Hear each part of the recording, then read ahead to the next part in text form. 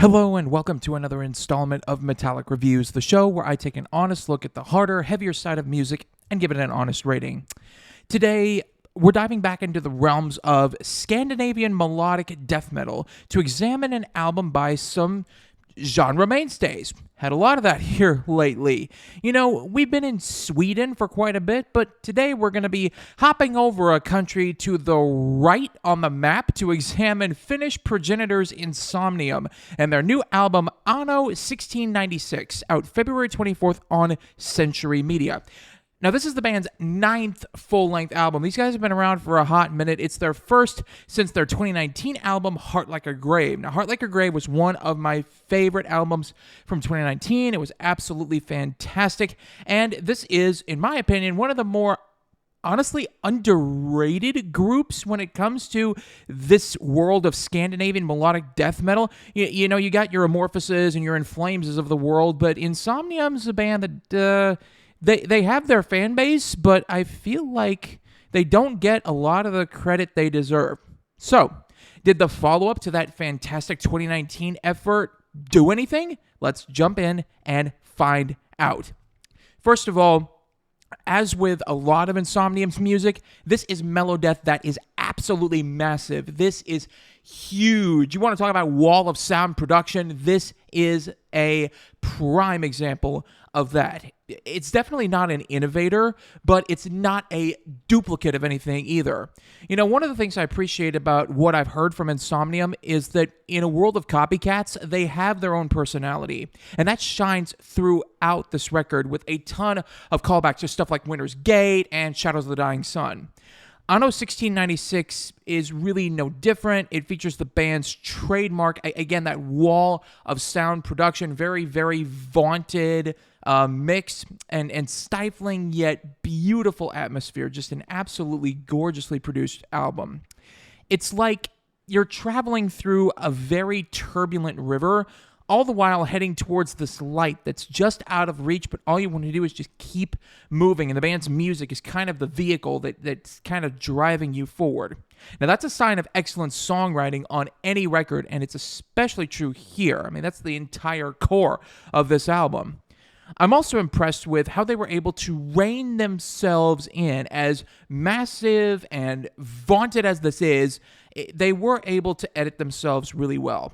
You know, when you think of an album that only has 8 tracks on it, that could bleed over into this self-obsession that it really turns the listener off. But the group again, they edit themselves down to around 50 minutes, which is the perfect length for a record like this. It's just enough to properly expose the listener without completely drowning them in 10 to 15 tracks that, while often described as epic, are pandering and labyrinthine. The longest song on here is 8.5 minutes, and there's definitely enough in the way of engaging songwriting and purposeful placement to keep the listener absolutely enraptured throughout. Now, the meat of the album lies in the band's ability to keep themselves catchy and interesting without resorting to traditional riffs. I know thrash fans really need not apply here. Chord progressions on the record follow patterns of logic instead of that stereotypical heavy, built-on heavy, chugging riffage and whatnot. You won't hear the same bars played over and over again.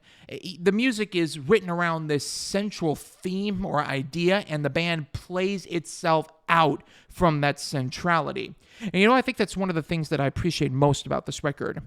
In the age where the almighty riff has become almost a parody of itself, Insomnium have crafted records that don't really rely on the strength of its guitar parts alone. That's not to say that the guitar parts on here aren't anything to write home about. They are very good. Instead, it's an entire project where each band member has an equal part to play.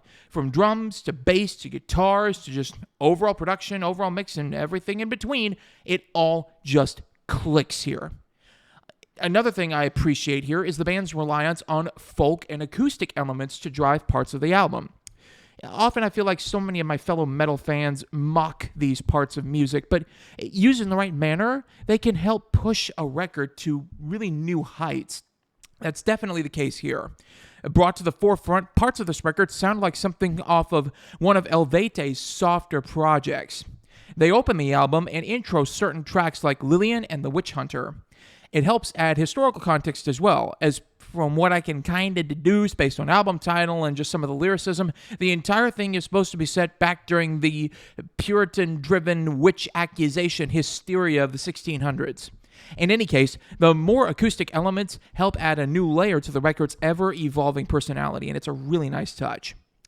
Overall, it's not wrong to say that this is my favorite album of the year so far.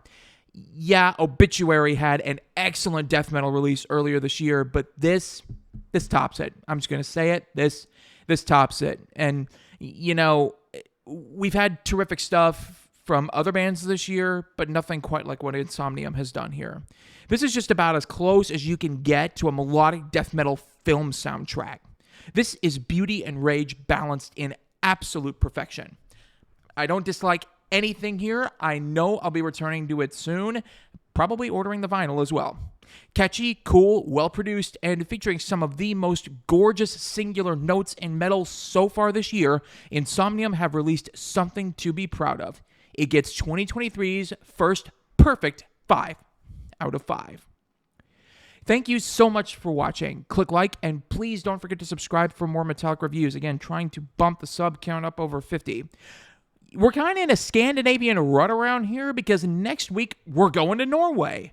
We'll be examining the exploits of legendary Prague Viking Black. They're really hard to categorize. Anyway, it's Enslaved and their new one, Heimdall. I hope you'll join me. You've been watching Metallic Reviews, where I give honest ratings to honest music, and I will see y'all next time.